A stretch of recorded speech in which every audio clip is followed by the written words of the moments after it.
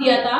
वो जवाब इस प्रकार से, धरती के बारे में, जो धरती पर होने वाला है उस चिन्हों के बारे में बोला, आकाश के ऊपर जो होने वाला है वो कहा, समुद्र के ऊपर होने वाला है ये कहा। अभी परमेश्वर का आत्मा मुझे ये कह रहा है कि ये तीनों स्थान में क्या बोलते हैं, विपत्तियां आएगी।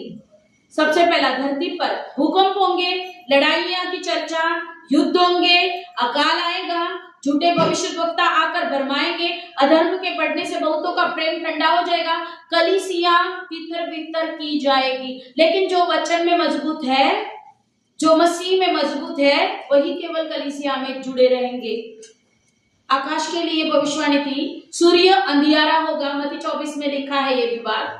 चंद्रमा प्रकाश नहीं देगा, आकाश के तारे ऐसे गिर पड़ेंगे, सूर्य जो आकाश के तारागण क्या बोलते चद्दर के समान लपेट गया, लिखा है वहां पर।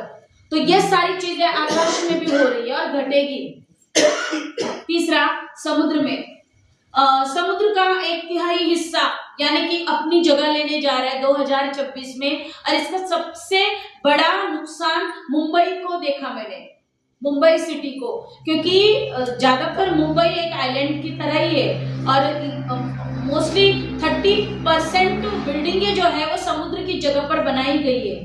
तो जिस समुद्र की जब हानि शुरू होगी, समुद्र में उथल पुथल जब होगा, तो समुद्र का पानी का स्तर ऊंचा उठाया जाएगा, उठेगा ऊंचा, समुद्र अपनी जगह लेना शुरू करेगा, सुनामी तूफान आएंगे, बचने का कोई चांसेस नहीं होगा। अगर सरकार जागरूक है तो बचाव हो सकता है।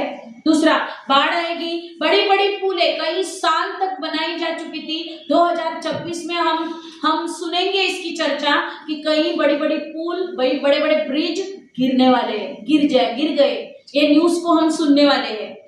और जिसे बनाने के लिए कई साल लगे, वो परमेश्वर क्षण भर में गिराएगा। और ये करते हुए परमेश्वर ये दिखाएगा कि मेरी सामर्थ्य को जानो।